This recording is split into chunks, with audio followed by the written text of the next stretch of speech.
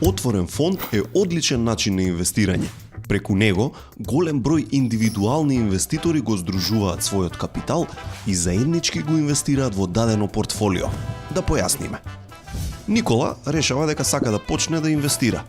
Тој сака да инвестира во неколку странски компании, како например Daimler, Apple, Nestle и многу други.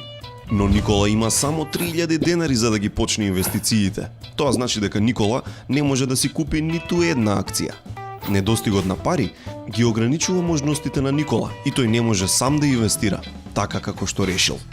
Но тој може да инвестира во отворен фонд, за да го надмине својот проблем.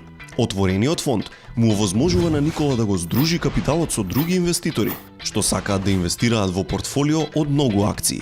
Со купување удел во фондот, Никола ќе го добие сетто она што го сака.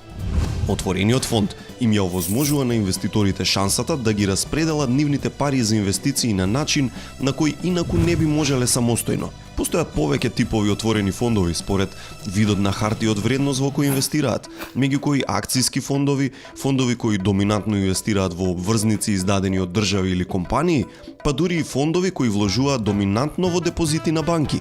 Сите фондови се супервизирани од државно регулаторно тело. Сакаш ли да дознаеш повеќе?